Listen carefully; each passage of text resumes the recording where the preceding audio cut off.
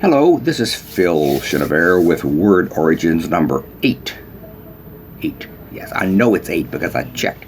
Now, I'm trying this new thing called Light to see if I can get my videos to look like these wonderful ones I see. The people have beautiful light. I don't have beautiful lights. I don't know how to do it.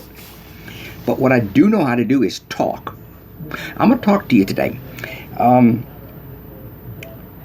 I was a young boy, and I was a young boy at one time, a phrase that I heard a lot in school was, "Philip, stop daydreaming. You're wool gathering again." And I was.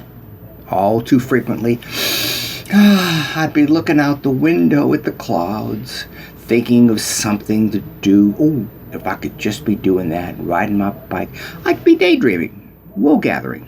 It means doing something unprofitable, not paying attention.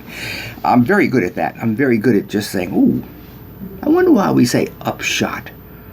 I wonder why we say that, or, but I'm not good at paying attention. So anyway, daydreaming is obvious. It means you're dreaming during the day. You're sitting there thinking about something and you're not paying attention. But wool gathering, we never owned sheep in New Orleans. No, we had chickens, we had all kind of stuff, but we didn't have a sheep. I certainly never gathered any wool, and yet I was constantly being told that I was wool gathering. So where did that phrase come from? Well, sheep are amazing animals. They were probably one of the very first 3 that were domesticated, along with horses and dogs. Why? Because sheep are very hardy animals. They can live in a lot of different climates. They eat grass and they produce this wonderful thing called wool. And of course mutton, but we're not going to talk about that.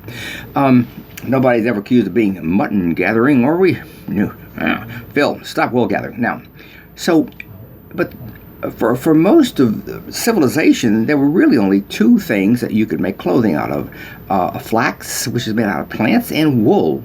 Wool is soft. Wool is warm, very warm.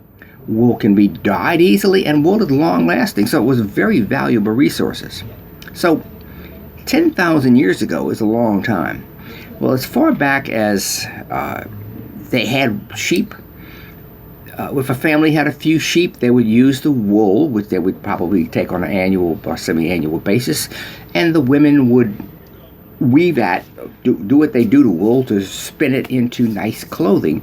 By the way, the word distaff, which you've probably heard, the distaff side, meaning the female side, comes from the fact that women almost always were the ones who had that staff in their hand, where they would pull the wool from. It was called the distaff, to stretch out the fibers and turn them into threads that could be woven. So that's why we say the distaff side. It's not demeaning. It's simply where that word comes from. An extra added bonus, unasked for. You don't have to pay for it. Now, getting back to wool gathering. So imagine these sheep. The sheep live on rough terrain where you can't farm and all that. So they can wander around in the hills and the brambles and the thorns. And little pieces of their wool would get they would push their way through. It would be torn off of them. Well, imagine you're a 8th century housewife, mother with 6 children, and they're whatever, and you don't know what to do. So you say, "Okay, everybody, you, Larry, Maud, y'all get out there and go find some wool. The wool that's gathered on those little bushes." Well, now you can imagine, get out from under my feet. You can imagine that 6, 7, 8, 9, 10-year-old children, when they're sent out unsupervised, they're not going to pay a tremendous amount of attention to the job, because who knows where the wool is? It could be anywhere. So they would wander around the countryside looking for these little pieces of wool and probably stuffing them into a little bag or into their shirt. I don't know what they would do with them, to bring back home, because it was precious to have those little pieces of wool.